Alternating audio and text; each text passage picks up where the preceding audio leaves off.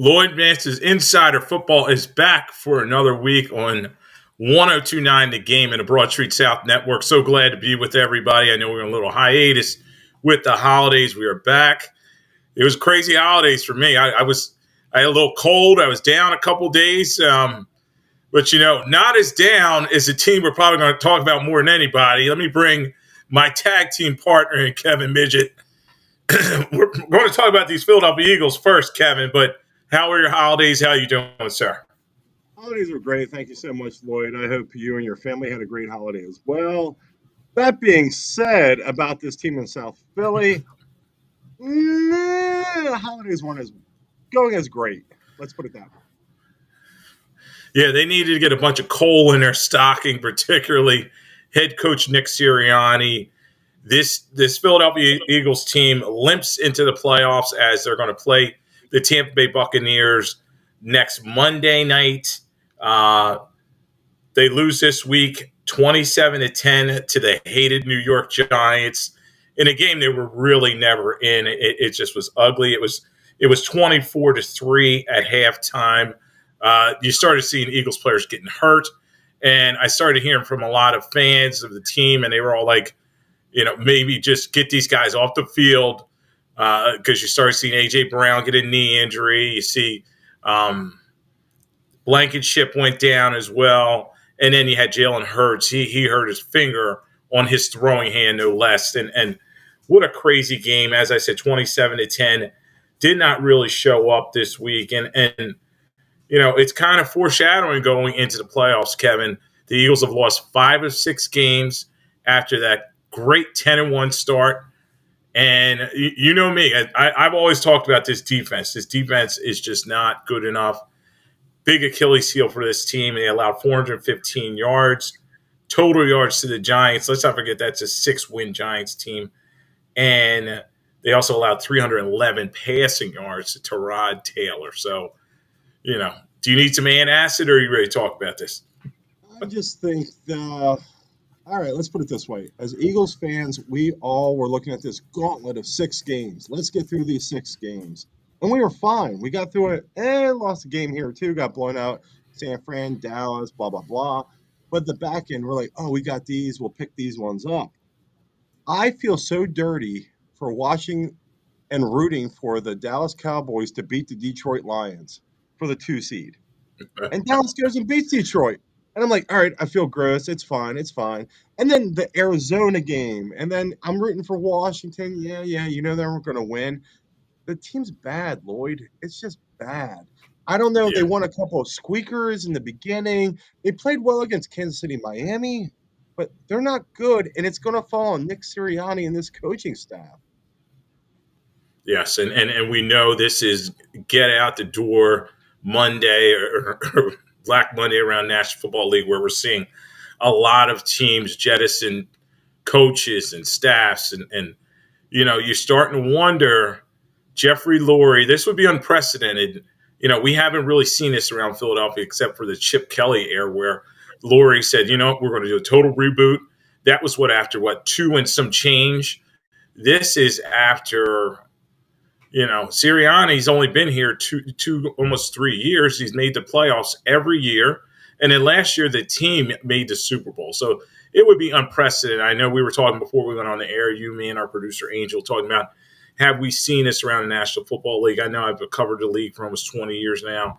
And I can't think of a coach having that precipitous fall where he was so high one season and then on a hot season right after the Super Bowl.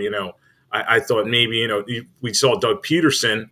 He was it 2 years after he went to won the Super Bowl, that the team kind of was looking in a new direction. And the Eagles were like, they wanted him to change his staff and get rid of some of his loyal lieutenants. And he said, you know what, I'm going to fall on the sword for these guys. But you just don't see coaches that either goes to the Super Bowl or win the Super Bowl on a hot seat the next season. But this is what Sirianni firmly is on. And it may get worse Monday night if they lose to a Tampa Bay team that, let's face it, Tampa Bay kind of limped in the playoffs as well. Somebody had to win the NFC South.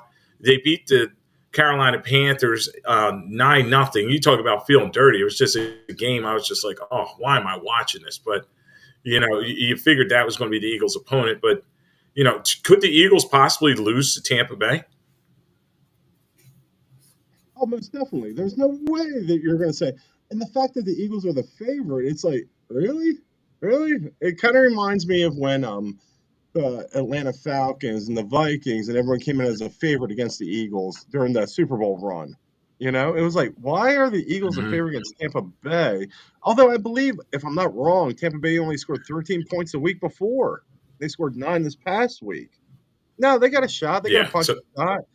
And you got the fact that you have the Packers could win, the Rams over Detroit. The Eagles could get a home playoff game out of all this mix.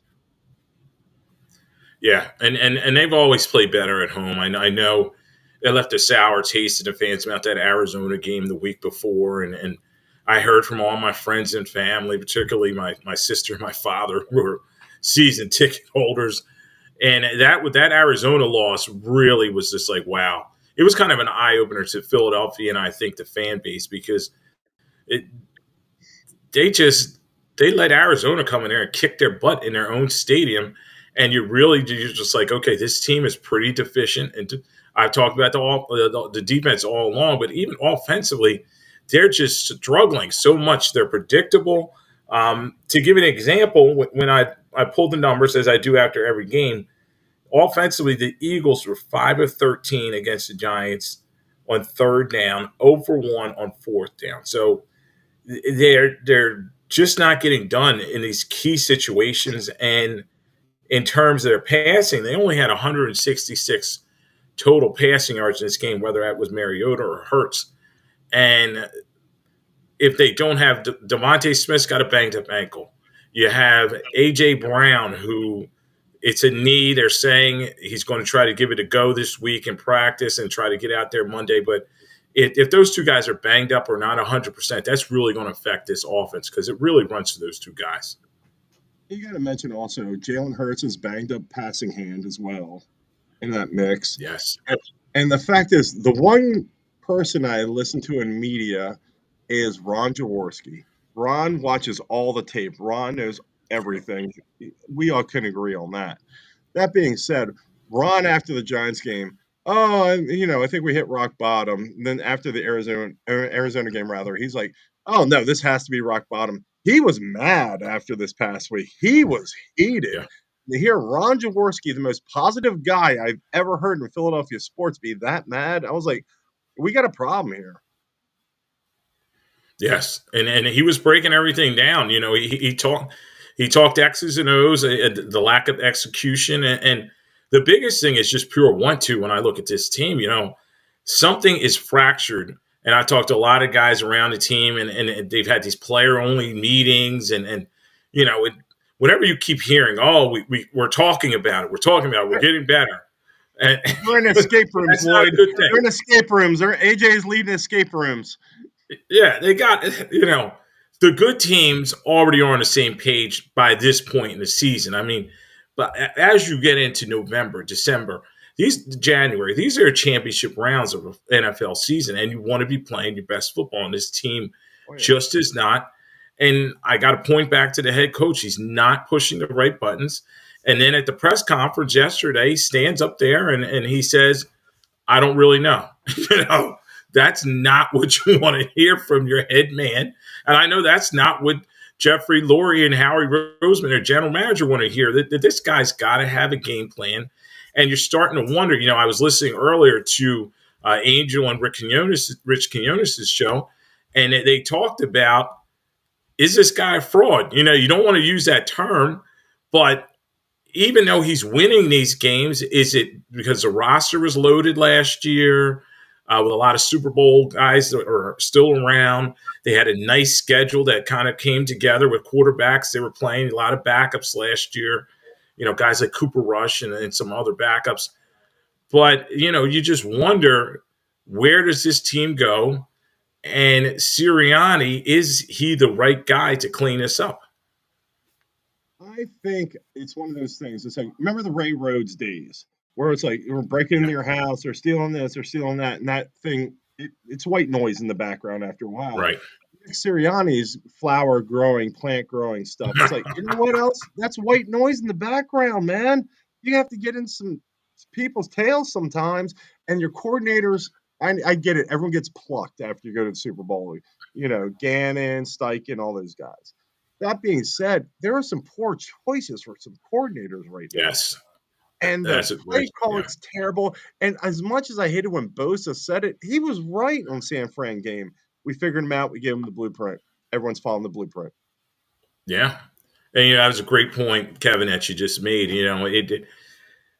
They jettisoned both their coordinators, and going into this season, I kept saying that over and over again on this show and some other shows I was on.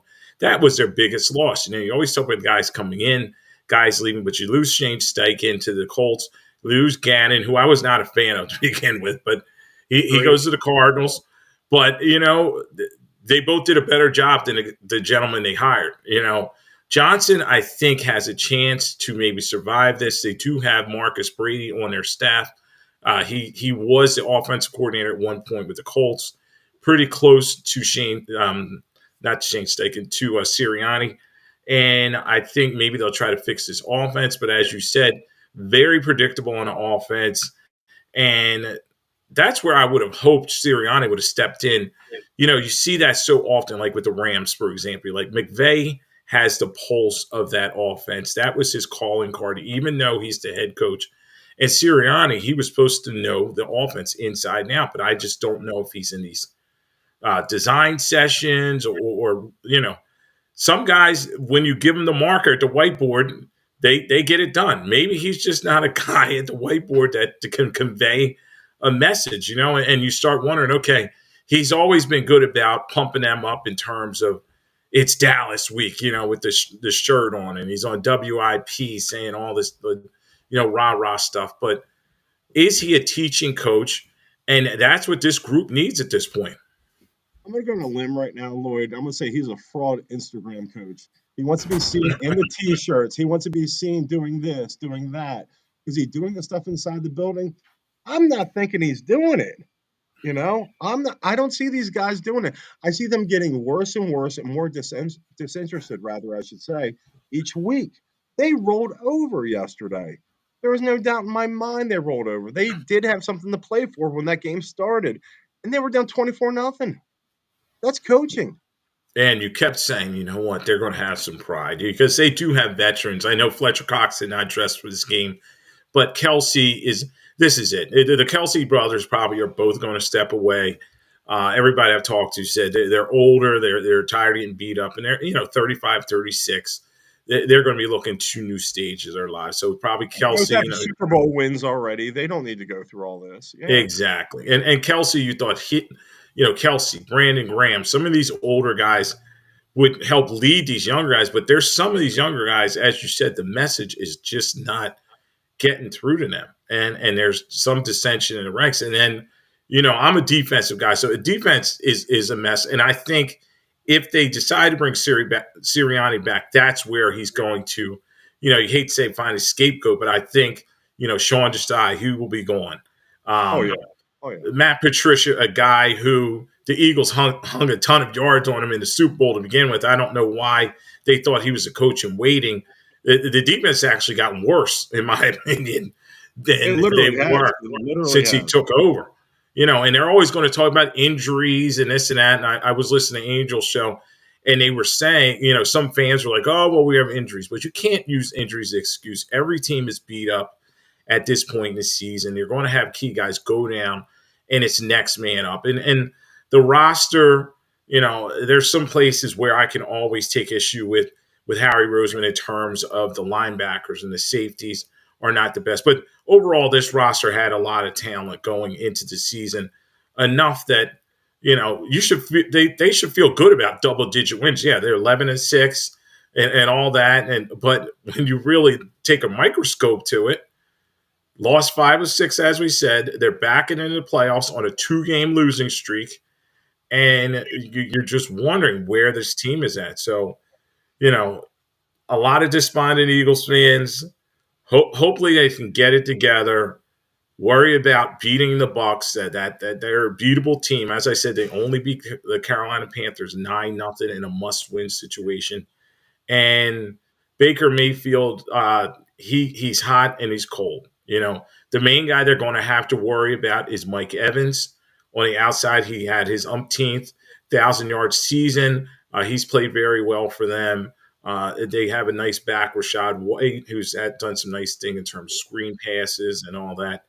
And defensively, they have Antoine Winfield, one of the best safeties in the game, and their linebackers, White and Levante David, are pretty good. So, there's some things that the Eagles can attack them on. So we'll talk about more previewing this game and all the playoff games on the back end of the show. But, do you think they can fix this thing before they get to the Buccaneers? Oh, absolutely not. No, this is dumb.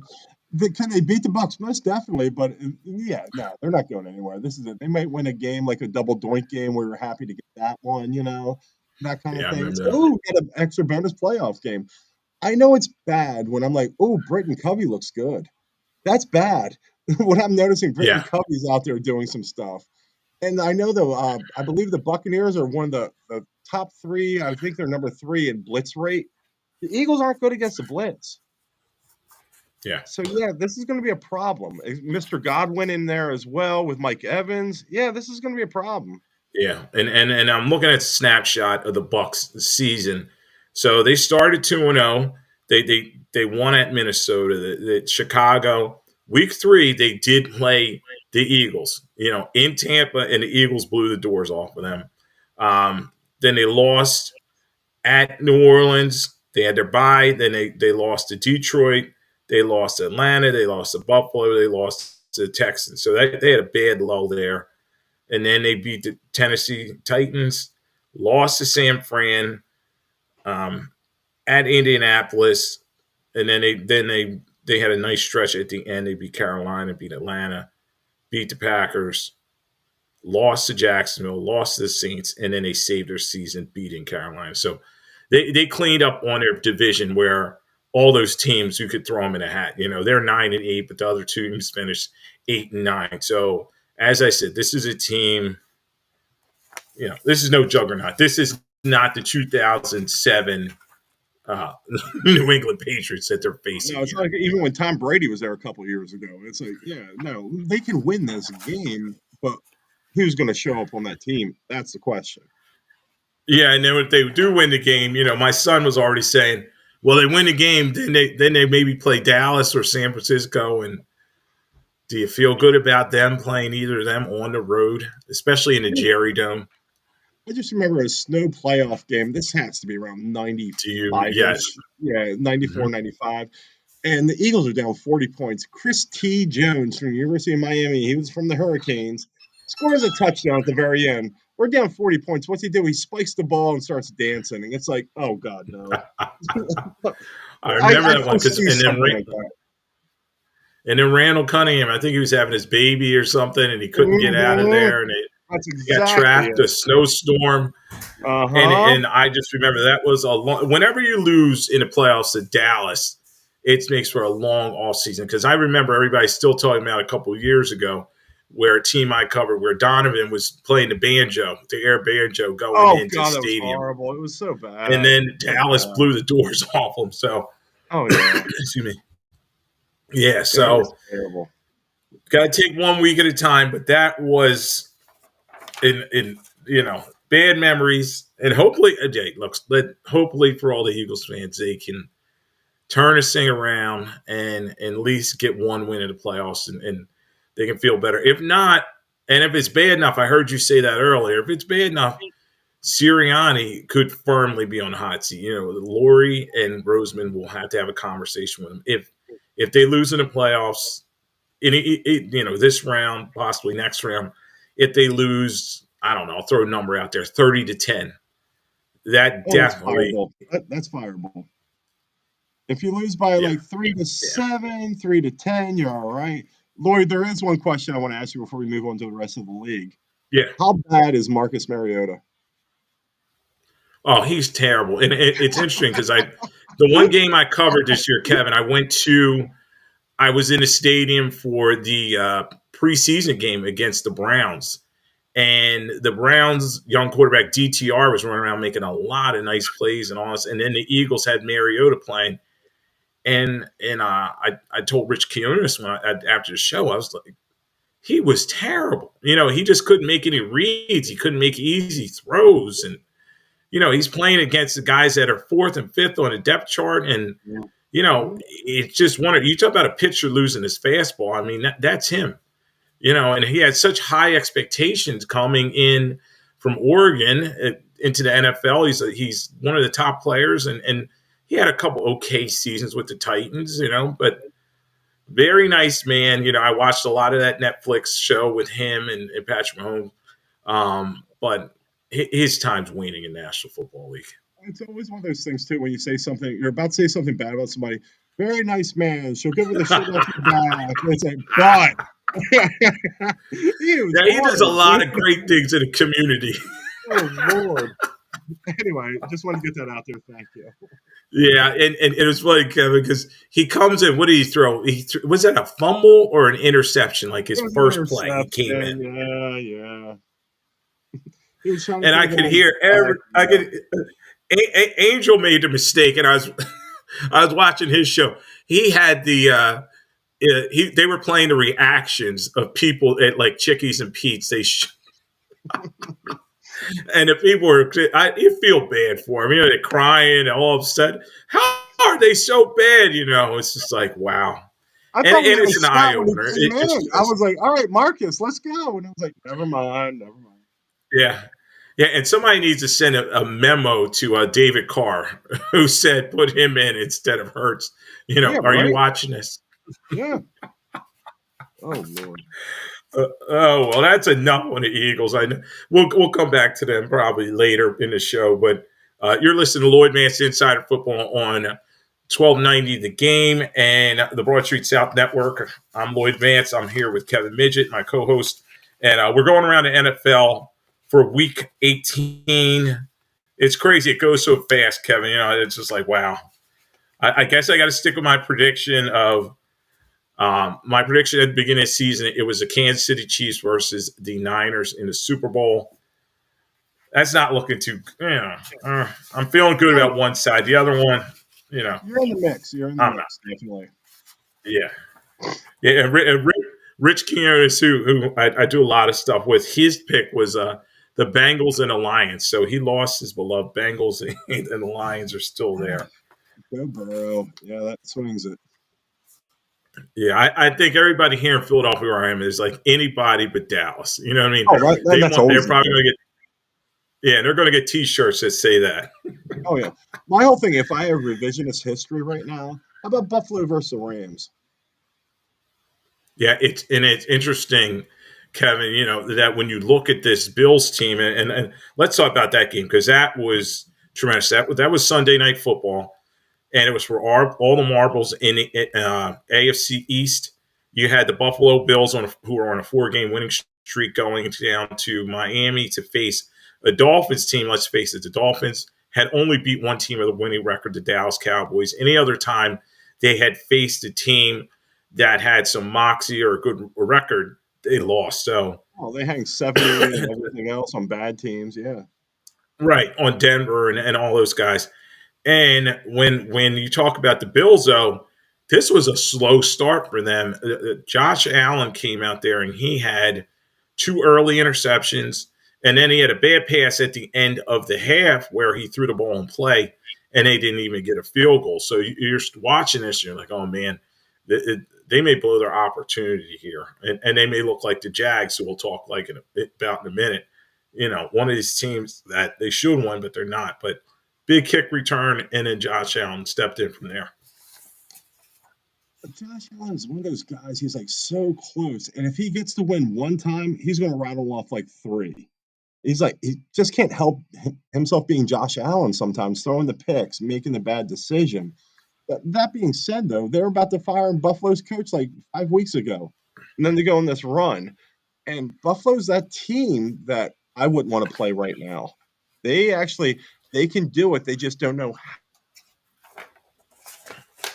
how to do it, Yeah, and they're another team. They fired their coordinator Ken Dorsey in the middle of the season, and now they have a new offensive coordinator, and they do some good things, and they do some he giveth and he taketh away. That's Josh Allen.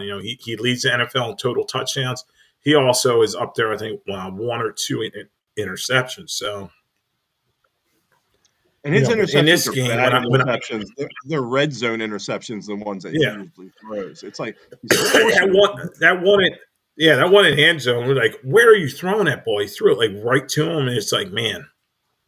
And then at the very end, they gave the Dolphins an opportunity because they tried that tush push again, and they got stuffed the last time. And then Tua gets his chance, and Tua's a guy. Everybody was talking about him being an MVP, leads the NFL in passing yards.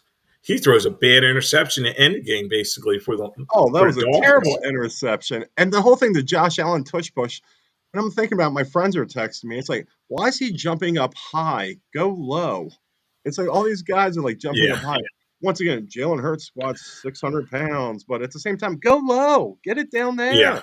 And no one has the Eagles' offense line, in particular their interior offense line with Dickerson and Kelsey. And they fire off the ball so low and they get those guys' legs, and then it's easy from there. But yeah, Allen's so big. Like, if he does jump up, but you just don't want to put that ball in harm's way. And I found it interesting. And Kevin, the whole time I'm watching this, I was like, the NFL is going to change this rule next year. There's no doubt in my mind. Because before he even got the snap, Fournette has his hands on his hips before he even gets the ball, and then they're not even trying to have him run at himself. He's to push him over the top and everything. And I think it's going to take, and you don't want to see it, one of these quarterbacks getting really hurt, really bad on that play. It's But I it's going to think be that's 2 going seconds away. after the Super Bowl, Lloyd. 2 seconds after the Super Bowl, that thing is canceled. We're never going to see the tush push again. And it's one of those things. You're right. Somebody's going to get hurt. And why did they stop crashing on the catcher in baseball? Because Buster Posey, the league reigning MVP at the time, got crashed into Yeah. towards ACL, so they stopped it. You see one of these big money name guys, quarterback wise, get hurt. That's it. We're done. Yeah, yeah, and Josh Allen was my game ball winner. I gave it to him. He was tremendous though in this game, willing his team to victory. Yes, the Hardy kick return touchdown turned that game around, but when you look at Allen's numbers, 30 of 38, 359 yards, 2 TDs. He did have those two bad interceptions, and then this was good, but it's also the Achilles heel. I think Kevin, when this Bills team goes into playoffs, he was their leading rusher. He had 15 rushes for 67 yards. Had that huge third down run that really just showed, wow, he's like the young John Elway, they kept saying. It was 3rd and 13, and he sprints around the end and knocks over a couple guys to get the first down. You like that, but you also wonder, you don't want your quarterback throwing shoulder out like that and guys getting shots on him. But 67 yards rushing in this one. Bills 9 of 15 for 60% on third downs and 1 of 3 on fourth down. So they were moving the chains when they needed to. I agree with you entirely about the Elway comparison. I mean, Elway had Gerald Wilhite, he had Sammy Winder, he had like those kind of running backs until he got Terrell Davis. I mean, it was John, like, all right, I got this, I got this. And even with Cook with Buffalo, they don't feed him the ball like that. They put him out in the flat. They try to hit him with little passes here and there, and that's why Josh Allen he's the Elway esque. He's taking hits. He's doing that, and they have to work on that. Yeah, and we'll preview their game coming up. They miraculously jumped from they almost didn't make the playoffs. So if certain things felt a certain way, Jaguars winning, the Steelers won, they almost didn't make the playoffs. But now they're the number 2 seed, and they're at least going to get 2 home games in cold, snowy Buffalo, and that's what they want. So big win for them. You tip your hat to them, and the Bills. They're red hot going into the playoffs. I always like looking at who's streaking at this time of the season. You had the Bills 5 straight wins. You have the Rams with 4 straight, the Steelers 3 straight, Packers 3 straight, and then you have the Cowboys 2 straight, The Chiefs 2 straight, Texans 2 straight. All those teams are hot going into the playoffs. Now, conversely, and we'll talk about some of these coaches in a minute, but the Commanders have lost. They lost 8 straight, and then we talk about coaches on a hot seat. Done. That was like one of the first text things I heard from around the league this morning. Ron Rivera. No secret there. Ron Rivera is out with the Commanders, and Joshua Harris, a guy who we're familiar with from his Sixers days. No tank there. They said enough. They pulled the Ron plug. Rivera wasn't buying green bananas for the office. He knew what was up. Things were in cardboard boxes before Yeah. that game. Yeah. Yeah, and it was interesting because Washington had some fight early in this game. The Dallas turned it up late, winning 38-10. But early on, it was a little bit of a struggle in this one. It was a little tight, and then Dallas said, "You know what? Let's just start blitzing Hal, the most sacked quarterback in the league." And then offensively, they just threw the ball to CeeDee Lamb as early and often as they could. Yeah, it's a hard mixture to stop when you have the team that Washington has. And the whole thing is with Washington, it's like, is it ever going to get any better? Imagine if you're a Washington fan in the 80s and you got to see all the glory and then you get to see this now for the last 20, 30 years of your life. It's like, we used to be good. And they're terrible. They are so bad. Yeah, and I've talked with former players on those Washington teams, and Joe Gibbs was so revered. He won 3 Super Bowls with 3 different quarterbacks. It just showed you. And then you just had a mess, whether it was an owner with no plan, and then all the coaches he ran through. Guys like Jim Zorn, and even Mike Shanahan had no clue when he was there, and on and on and on, and so this franchise in disarray. They're going to be looking for a new head coach. They brought in one of the guys from the Golden State Warriors to help them look, as well as Rick Spielman, the former GM for the Vikings. So they're trying to have a new plan. But right now they're firmly looking up at the Dallas Cowboys and the Philadelphia Eagles in that division, even the Giants. And the Giants today, Wink Martindale, their defensive coordinator, he said, I knew him and Dayball were not getting along. Even when they were winning, they just didn't seem on the same page. Wink Martindale said, "Enough's enough." He quit. Well, the whole thing before is, Dayball Lloyd, I got a fired. question for you that's been bantering around with my friends that are Eagles fans. Would you take Wink Sure. Martindale with Philadelphia? No doubt the Philadelphia Eagles should, and I've said this all along, they need a guy who has head coaching experience on their staff. I always hate that everybody's like, oh, you patting the Niners on the back too much. But, the Niners have Anthony Lynn on that staff, a former head coach for a number of years with the Chargers.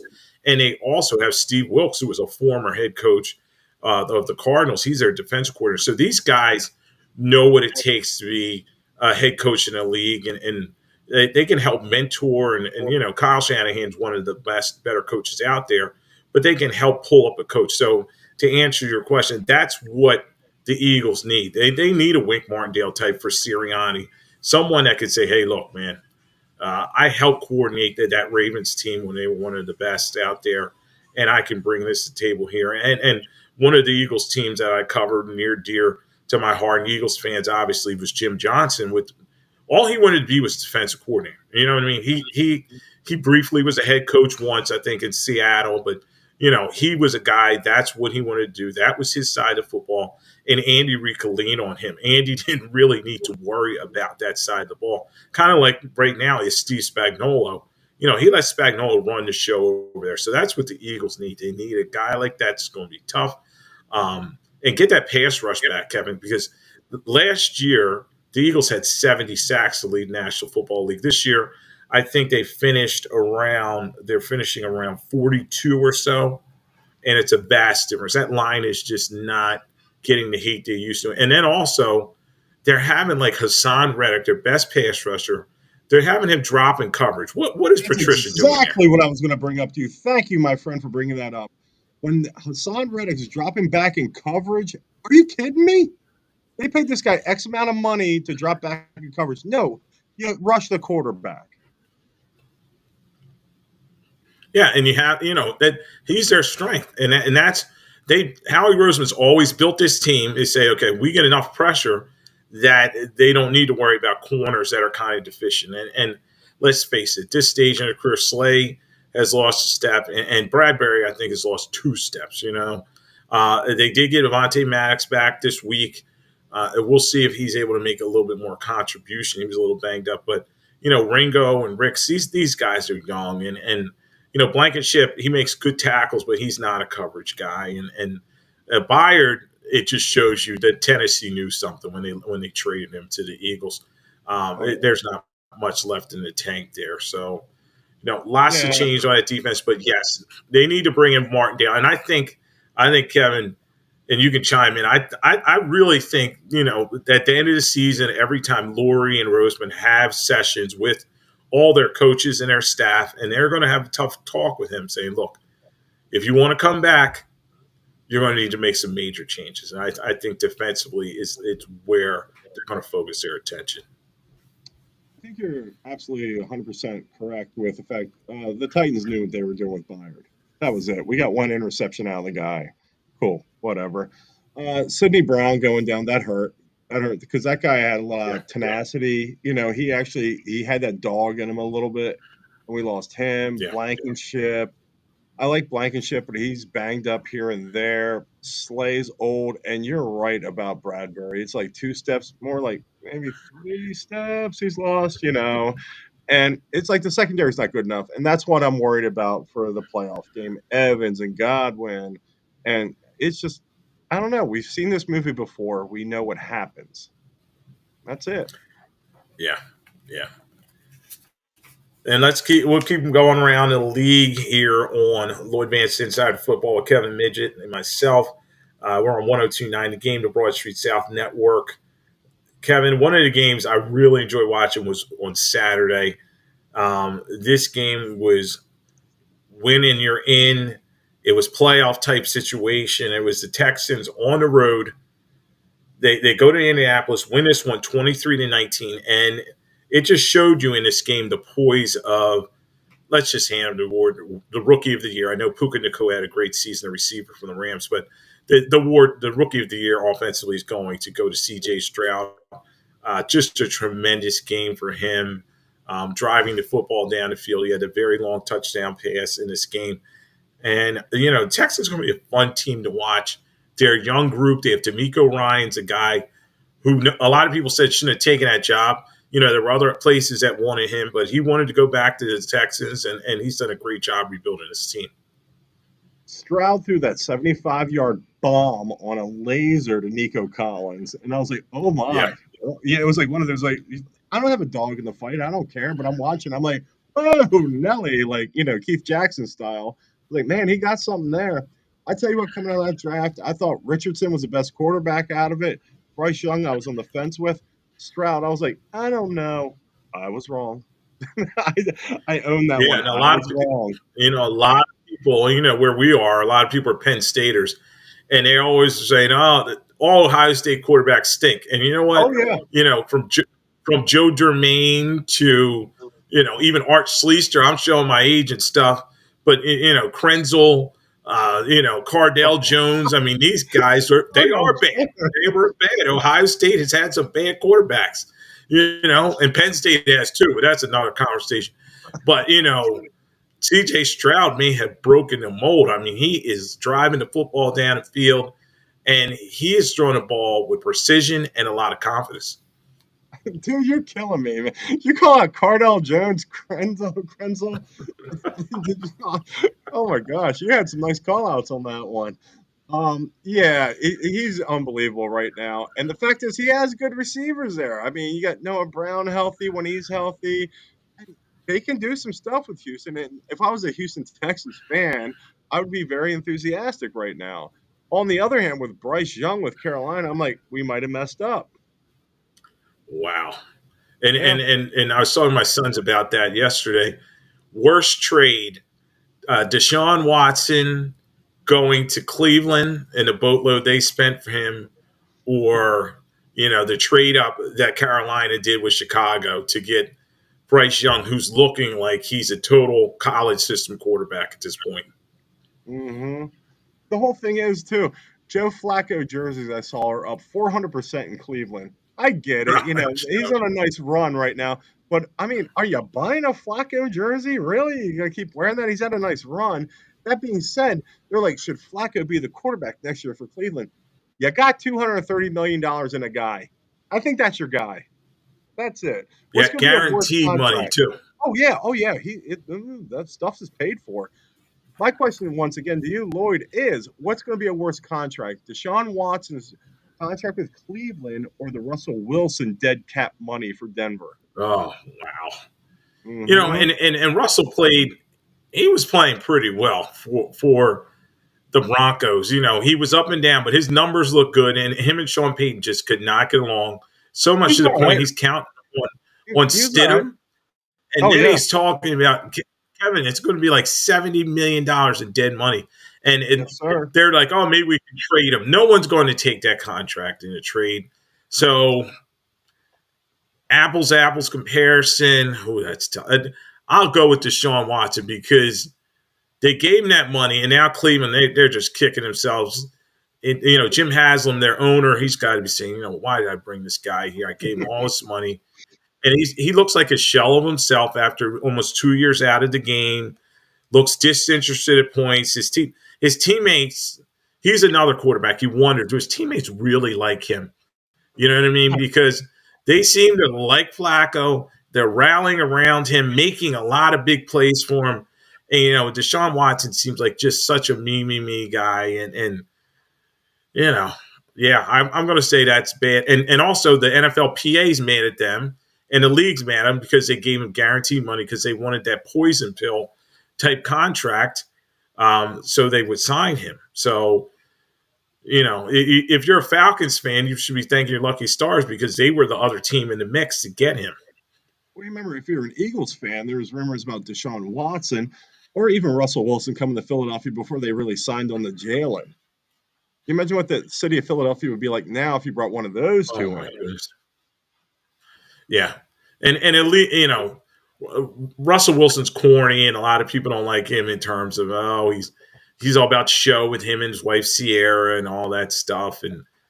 But Watson's a bad guy. He just really is. A lot of guys around the league that I talk to, they do not like him, and hopefully he can turn his life around some more and everything. But I think the Browns definitely going to be kicking themselves for that contract. And if they can continue to get Joe Flacco to stick around on $1 to $2 million contract, why not? But how interesting will that be if it goes into training camp next year with Stefanski and he opens the competition wide open between Flacco and Deshaun Watson? It's going to be, half the team's rooting for one guy and the other team's rooting for the other one. Well, the one thing is also, I believe if I read this correctly, Flacco gets paid per win in the playoffs, and he has through the regular season. It's incentive based, and I believe if he gets to the championship game, it's around $750,000, something like that, to $1 million if he gets to the Super Bowl per win. And could Yeah. that be the future of NFL contracts at that point? I almost look at with the Flacco situation like it's lightning in a bottle. Oh yeah, It's almost like what happened with Nick Foles. You know what I mean? This is improbable because I watched Flacco when he was with the Eagles play. He was struggling in the preseason as well, and then they said, "Here, take him, Jets," and he was terrible for the Jets. It's just not a recipe for sustained success. But he's 38 years old. It's a great story right now, and we'll see how far Cleveland can go. Their defense is going to be the ones that carries them. That defense. Myles Garrett, Denzel Ward, and the rest of those guys, they have a lot of talent outside the ball. And it's funny, we talk about former head coaches that are on a staff. Jim Schwartz is there, the former Eagles Super Bowl winning defensive coordinator. He's done a great job with that group. yep, and most definitely it has. And the one thing is, and I want to give a little shout out to Mike Tomlin. I got to switch gears to Pittsburgh real quick. Oh, My yeah. God, that guy just wins. He gets his team up. He never. I mean, he's has what Penny Two Gloves Pickett, and then you go to Trubisky, and then Mason Rudolph, and he keeps going. Yeah, it's. I mean, you listen to that litany of quarterbacks you just rattled off there. You have a guy that was a first round bust in Trubisky. Pickett's looking that way as well. And then you have Mason Rudolph, a guy who's most well known for swinging at a helmet at another guy. So Yeah. it's just like, what in the world is going? But yeah, you definitely have to tip your cap to him. Team going back to Saturday's games, Steelers, they're now 10-7. They go into Baltimore, which was in sloppy conditions. They win this one 17-10. Obviously, the Baltimore Ravens had nothing to play for in terms of seeding or anything. They already locked up the AFC's number one seed. But the Steelers did a nice job in terms of they're going to play Steelers football. You're going to have them run the ball behind a big offensive line. Najee Harris had a pretty good game. Warren still running the ball effectively. Mason Rudolph made just enough throws. In particular, he had that deep pass to Johnson for the touchdown. And then, on Baltimore's side, it just shows. I know they had a lot of guys out on defense, but it just shows you how much they need Lamar Jackson, how big of a cog he is of that team. They had difficulty running the football. I knew they were in trouble when Melvin Gordon was like their leading rusher, and he's fumbling the football again. He had his 19th fumble in the last like 3 years, the most in the NFL. And this team, Baltimore is going to be interesting because yes, they have the number one seed, but Lamar Jackson 1-3 in the postseason, 0-2 at home in the playoffs in the past. The one thing is because I'm more towards the Baltimore area, I seen some of their work. It was the year that the Titans went to the AFC Championship game when they beat Baltimore, they beat New England. And the thing is, anytime you get Baltimore or any other team, I should say, when they start resting players that last week of the season, then they get the bye, and then you get the game finally, and you face this team that's had to fight their way all there. By the time you knock the rust off, it's the third quarter. It's like, what just happened here? So it's almost a curse to get Yeah. that bye. Yeah, and if I was a head coach, I would try to play as many guys as possible. Keep it as regular a week as possible. I remember talking with Doug Williams, Super Bowl winning quarterback of Washington, when they beat Denver, and he told me Joe Gibbs decided Super Bowl week. He said we're doing everything as normal. It's a regular week. It's one game. Let's prepare that way. And I do agree with you when you say that a lot of times when these teams they get that rest and then they kind of come out and they're a little slow. We saw it so often with those Don McNabb, Andy Reid, Philadelphia teams in the playoffs where they had, early on these games started slow and then they get a hungry team. Like I remember Carolina Panthers coming in there and the Panthers were ready to roll. I was Nobody wants exactly to. thinking about Carolina. I was so thinking about Carolina when you said it. What's the first name that you think about during that Carolina playoff game? Ricky Manning That's Jr. it. and also Deshaun Foster, two guys, and Mark Simino missing Deshaun Foster twice on the same play. Yeah, I Oh, remember that game well. I remember Ricky Manning Jr. I was like, 3 picks, really? Uh, can you remember that? It's crazy. I don't know if we were still doing our old show together then, but it was just like wow, Ricky, and then it was one of those guys like Ricky Manning Jr. He's like one of those guys that called a shot. You know what I mean? He's like talking all week, and you're like, oh, this guy's going to get run over. Carolina Panthers, come on, Jake Delhomme. Who's Jake Mhm. Delhomme? But that's what can happen in the playoffs. So if you get a team that's hot and they're on a roll, and that's all you have to do is put some wins together. Look at the. I always analyze a lot that 2007 season. That Giants team, they're 9-7. I think the Eagles may have beat them twice in 2007, and then they come into the playoffs, and the Giants get hot, and they're winning games on the road. They won in Green Bay in a game nobody thought they would win. And then obviously in a Super Bowl, they shut down the Patriots just enough and get the win late with the pass to Plaxico Burress. But that's what can happen in the playoffs. Yeah, the whole thing is that Ricky Manning Jr. game. I knew you knew it. It was just like one of those. It's like, why is this guy killing us? Why do we keep throwing at him? It was like thrash and picks, and I'm like, oh, good lord. But it was one of those things. The Giants made that run, and if you've noticed before, there was a run, and shoot, I want to say, oh 08 to 012 ish. It was like the six seeds were winning Super Bowls. Like the Packers when Rodgers won that year. Eli that one year with the Right. Giants, they were a six seed. And it was like teams that are hot when they get in because they have to fight to get their way in. You get a little bump on the teams with the bye. Yeah, and you had Brady a couple years ago. They were a fifth seed when they won with him, and that team was struggling at certain points this season. I think they were 7-5, and then they got hot heading into the playoffs, and they kind of found their identity. Now, maybe Eagles fans can hang their hat on that this team could get hot and change some things around, but I just don't know. And speaking of, before we get to next week's games, here on Lloyd Vance Insider Football on 1029, The Game and Broad Street South Network. I'm here with Kevin Midgette. But we got to talk about in week 18, this team you talk, there's change coming. It actually did. We talked about all the changes today. That this is get out the door Monday. Mike Caldwell was let go as defensive coordinator, a former linebacker of Doug Peterson's here in Philadelphia. He was fired as his defensive coordinator of the Jaguars, him and his whole staff. The Jaguars, in a must-win game. This is another team. They struggled down the stretch. At one point, they were 8-3, I think, and they limp home to a 9-8 record. When I look at the Jaguars, they blew it, man.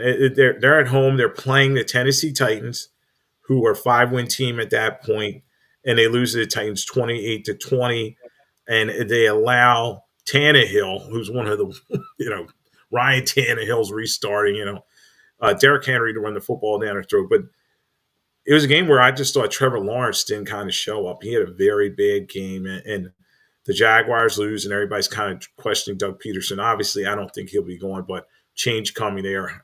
As I said, Mike Caldwell out the door. Well, that's AFC South. It's not a good division to begin with. So we have Dougie P there. You have Sunshine Lawrence. This is supposed to be his breakout year. And was he horrible? No. What did he take that next step? Meh.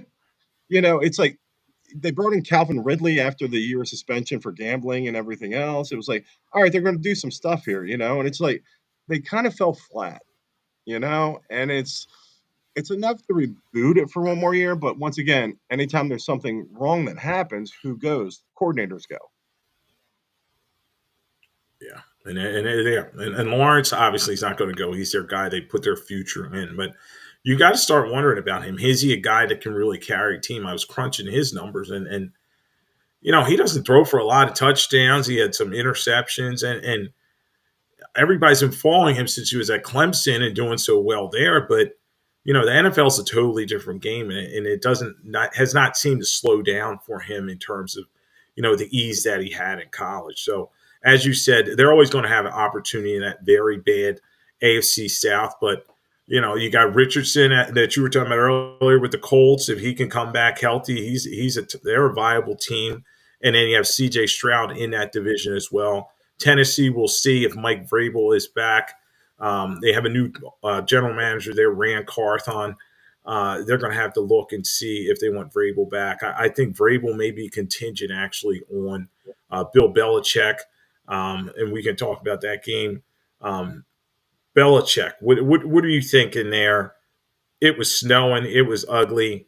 New England loses to the Jets. The Jets get their big 7-10 record to save Robert Salah's job. They went 17-3 over the Patriots. The Jets have given the dreaded vote of confidence to Joe Douglas, their general manager, and Salah. They're going to come back another season. They're blaming it all on Aaron Rodgers' injury. But what are you thinking in terms of the Patriots? I think that Kraft and Belichick sit down, and it's amicable stepping away. What do you think? I think, oh, definitely. That was Belichick's last game coaching New England. There's no doubt about that. That being said, would you want him to be a coach for your team? Say if Sirianni's fired, oh, let's bring in Bill Belichick. I'm good. I'm good. I don't need that. I mean, think about it. Where's he going? The Chargers, the Raiders. I mean, honestly, the only place I could see him go because once again, Daniel Snyder's not there, but like the Washington football team. It was like Yeah, somebody that just wants a name. He's yeah. done. He's chasing Shula's record at this point. Yeah, and the I believe. Commanders can be an option, and then you look at the Atlanta Falcons, who are always desperate. They let go Arthur Smith after another 7-10 win season, 3 in a row. Let him go, but I think somebody's going to give Belichick an opportunity. Now, the thing is, Kevin, as you were saying, he's that guy. He wants to run the whole show. He wants to buy the groceries. He wants to cook the dinner, pick all the players, everything. So you're going to have to find somewhere where you know he's the boss, because I don't see anybody working for him. You have established GM like Fontenot down there with the Falcons. Is he really going to say, okay, Belichick, you can pick the players after he picks guys like N'Keal Harry over in the first round? N'Keal Harry, You know, man. yeah, a lot of bad guys he's picked in the first round. So, I'm just wondering. I do think that Kraft says enough's enough, and they kind of have an amicable breakup, and then maybe he brings Vrabel home from the Tennessee Titans And to if I'm coach that Kraft, team. that's what I do. If I'm Kraft, that is exactly what I do. But now we're starting to think about the Belichick era. It's like, was it Brady? Was it Belichick? Brady went to Tampa and won the Super Bowl. What has Belichick done since? Oh, he became that guy who was the head coach of the Cleveland Browns. Yeah, It's like, and eh, hires both his sons to be on his staff and run his defense, and Matt mhm. Patricia and Joe Judge, two guys that have never been offensive coordinator. They said, okay, run my offense and ruin my first round draft pick, Mac Jones, who was, I'm not the biggest Mac Jones fans, but he was pretty good his rookie year. His second year, he totally regressed. They're obviously going to move on from him. I think they have the third pick now. So it's going to be Panthers picking. The Panthers pick goes to the Bears in that bad trade that we talked about. Oh, They'll terrible pick trade. number one. Yeah. Then Washington will pick two, and then you have the New England Patriots picking three. So I expect there's three quarterbacks out there that everybody's talking about at this point. Caleb Williams, Drake May, and then you have Daniels from down there, the Heisman Trophy winner at LSU, or maybe even Bo Nix. It could be one of the mix of those three. But I expect all those quarterbacks to go very high in this draft, and all those teams I talked about need a quarterback. We talked about bad Ohio State quarterbacks earlier. I think Justin Fields kind of showed in that loss. It was an opportunity for him to step forward against the Packers, and he kind of showed in that game that he's not a guy that you're ready to build your entire franchise around if you can get that number one overall pick. Nah, and the whole thing is nobody gets the time anymore to, the maturation process to become a quarterback. It's like you're thrusted right in. And at the same time, it's like if you don't do it in a year or two, it's like, all right, you're done. Move on next. And I don't know if Justin Fields, I don't want him as my quarterback, but am I ready to write him off? No. I mean, Geno Smith, we were all done with him. Yeah, And even Tannehill had that little resurrection with Tennessee when he first went there. It's like they're not done, but are they good? Eh. yeah, and we've seen a couple quarterbacks go to different situations and get hot. Even like Kurt Warner. Kurt Warner, I remember the end of his career going to Arizona, and he had the right atmosphere, right people around him. He was able to start winning some games and play like his old self. So I think Justin Fields will get another shot. Maybe the Falcons will take a look at him. They have a bad situation. Desmond Ritter is not the answer. We watched enough of him this season, and Taylor Heineke is not as well. So maybe he goes home to Atlanta area and gets that opportunity. But I think the Bears will trade Justin Fields and then use that number one pick, probably on Caleb Williams. So interesting draft time around April. We'll talk about that. But as you know,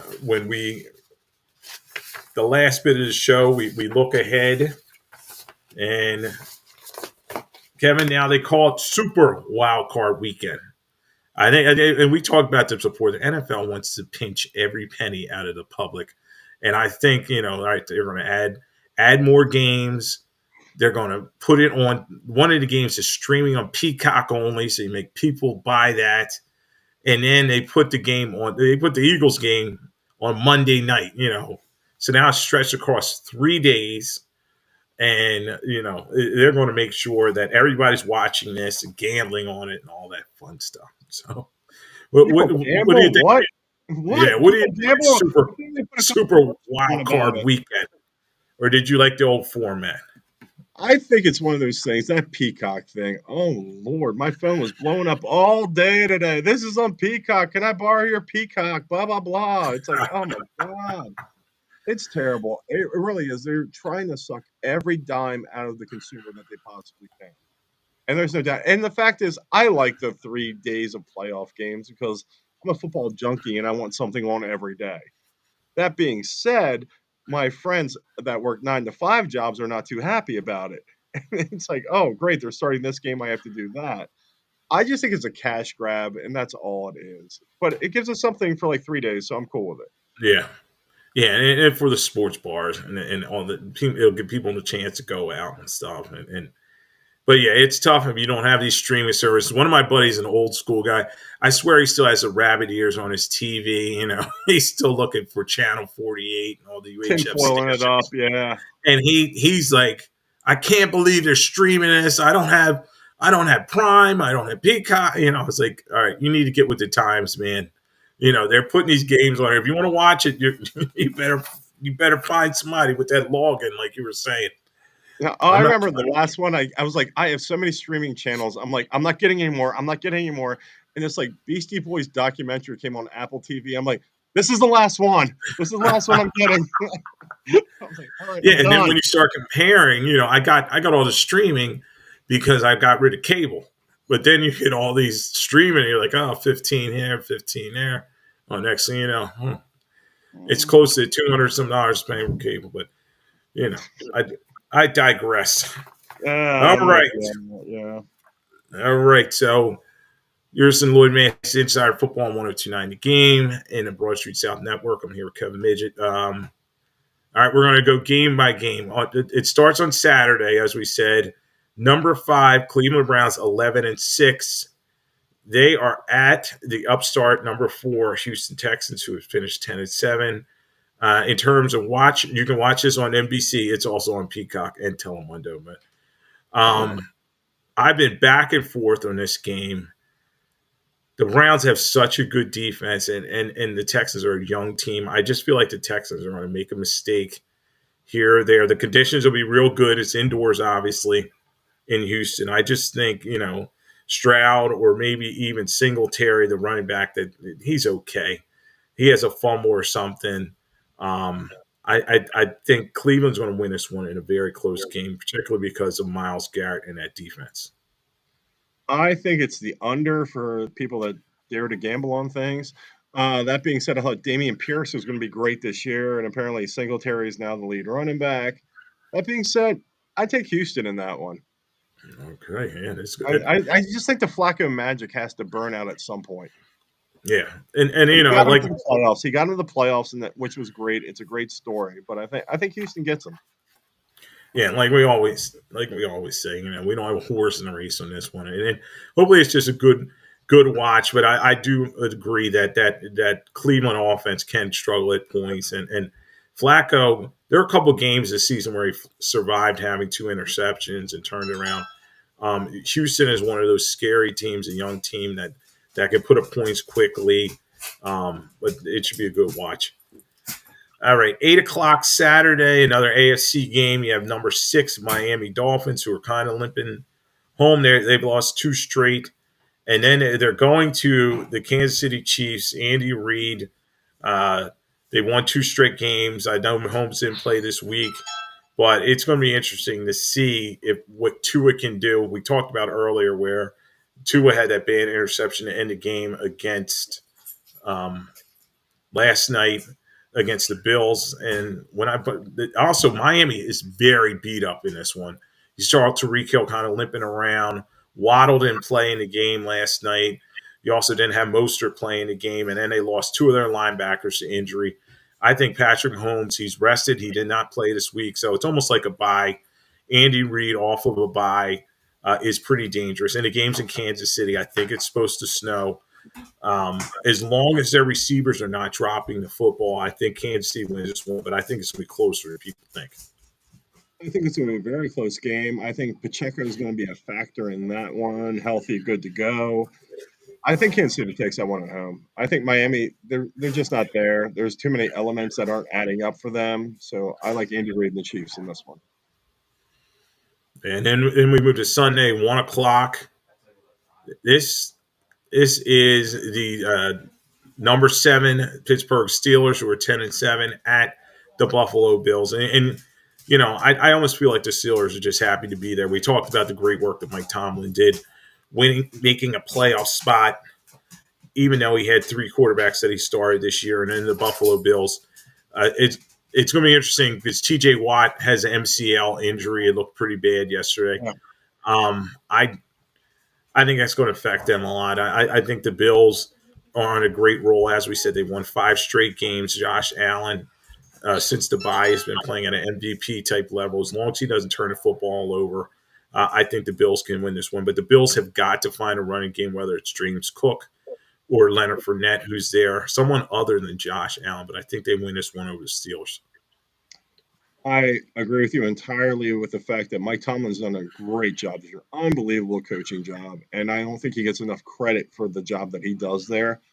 That being said, yeah, the Bills are going to win this game. And I have the Bills going to the Super Bowl. This is their run. So, yes, I'm with you on Buffalo. Yeah, and now in Buffalo, they'll get a divisional game as well if they win this one. So a lot of incentive there. That's another one where the weather may be an issue, and you know whether it's Kenny Pickett or Mason Rudolph, I'm not sure, but I think the Steelers just don't have enough at quarterback there. Now this game's interesting because you know the next game, the 4:30 game, it's number 7 Green Bay Packers, 9-8. They're at the Dallas Cowboys, who are undefeated at the Jerry Dome. They were very excited to get that number 2 seed, and this is their chance to, you know, get rid of all the ghosts that everybody says in the playoffs. Dak can't get it done. Dak actually playing very well. He's the first quarterback to go from leading the league in interceptions to leading the league in touchdown passes. So um, I think Green Bay is a nice story. Another one where Jordan Love, it all came together. He beat Chicago, um, but he's another inconsistent quarterback. Now the key thing though to me is stopping Aaron Jones. Their receivers are actually inconsistent as well for the Packers, but I think Dallas in this one should win. It may be closer than people think. Dallas has to watch injury though too as well. Stephon Gilmore, their cornerback, he got hurt. He hurt his shoulder yesterday. We'll see if he's able to play, but I think they'll have just enough to win this one over the Packers.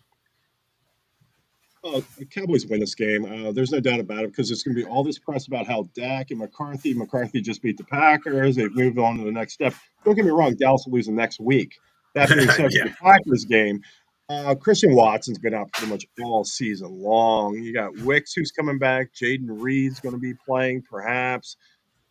They just don't have enough. It reminds me of the early '80s when Lynn Dickey and the Packers used to lose the Danny White and the Cowboys in the playoffs in the first round every year. It's like I remember seeing that game for like 2, 3 years in a row when I was a kid. So the Cowboys will win that game, but you're right. It's a good story for the Packers. Jordan Love gets some playoff experience and they can go forward. Yeah, and then, you know, all the Cowboys fans, if they win this one, they'll be beating their chests and you know, we're back, you know, and then it'll just set up for that big fall that's coming, you know. So, all right, There's so we hope. both take the Cowboys in that one. This next game is the Matthew Stafford Bowl.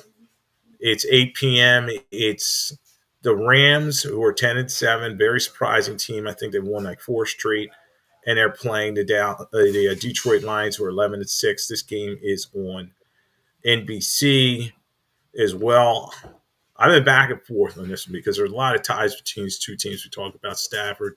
The Detroit Lions GM Holmes came from the Rams. It's going to be interesting which Jared Goff shows up. And I think Goff's going to make a mistake. So I'm going with Matthew Stafford getting revenge. I think Dan Campbell, you know, sometimes he's too aggressive and he makes some mistakes. Um, as long as the the Rams, who are going to have Aaron Donald, can control the middle against Gibbs in the rushing attack, I think that the Rams pull a surprise here. I think as long as How's Laporta, by the way, for Detroit? I haven't seen the final thing about his injury. Yeah, He played the other I day. think He that said it was the huge. knee injury is pretty bad. I think he's going to be out. Yeah. So if he's out, that hurts them a lot. So then you're relying on the receivers. Goff's going to if Goff, you've seen Goff throw like 4 touchdowns in a game, and you've seen him throw 3 picks in a game. Yeah. So it's like you're right. It's like I don't know which one we're getting. Or can they run the ball with Gibbs? And it's I don't know. Montgomery and Gibbs. You have. I like McVay and the Rams. I think the Rams take that game, and that's when I go back to my Rams Bills Super Bowl. I think that's what it's going to play out to. And that's going to be interesting because I think if that happens, um, the Rams would play the Niners, and those teams are real familiar with each other. So Almost definitely. all right, yeah, and then our final game on Monday night, 8 p.m. It'll be interesting for the show. We're going to figure out what to do there. You have the Eagles, 11-6, limping into the playoffs, loser of 5 of the last 6 at the Tampa Bay Buccaneers. The Eagles, surprisingly, will be a road favorite. I have not looked at my app, but I think they may be a 1 to 3 point favorite at this point. It's going up from 2.5 Uh, to 3 points. It's unbelievable. wow. Yeah. All right. All right. I'm back and forth in this one, but you know what I'm going to do? I think the Eagles are going to win this game. I just think the Buccaneers are just not good. Now they beat the brakes off them early, as I said earlier, in week 3, and I think Baker's going to show up.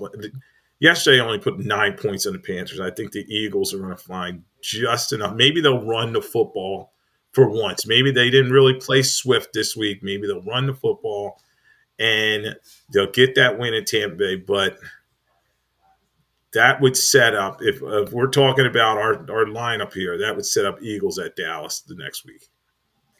And let's be honest, that's what the TV people want. They want to build that up. I think the Oh, the Eagles, refs. yeah, who's ever involved, the powers that be, I think the Eagles crush Tampa Bay. I think they blow them out because the fact that you're now up to a 3 point favorite on the road, usually get 3 point, usually a 3 point favorite just for being at home. That really makes the Eagles a 6 point favorite. I think the Eagles crush Tampa Bay. The Bucks, I believe, have scored 22 points in the last 2 weeks combined, and that's against inferior teams. Although the Eagles defense, Yeah. I still think I won't say beat the brakes. How about I change that? The Eagles win. I go with the Eagles win the game. Yeah. And if they can control Godwin and Mike Evans, it'll be good. It'll be good for the Eagles. And I think the big key is can they get that pressure on Baker Mayfield, because the offensive line for the Tampa Bay Bucks has struggled this year. Even Tristan Wirfs, their good tackle, has had some difficult moments. Yeah, and I mean, think about it this way: they've played that bad. Everyone, but once again, it's a reflection on Nick Sirianni now going into the playoffs. If he can't get this team righted after playing the Cardinals and the Giants, and they come out and lose by 20, 30 points to Tampa, now there's some big changes. Yeah, and Kevin, I think you're right. So this is a game. This is a Sirianni Bowl. He's got to step up and get this team ready to play. So thanks for being on again with me, Kevin. We were excited to have you back after all the holiday hiatus. You've been listening to Lloyd Vance Insider Football on 1029 The Game on the Broad Street South Network. Thank you to Angel for producing the show, and we will talk to you next week. Enjoy the games.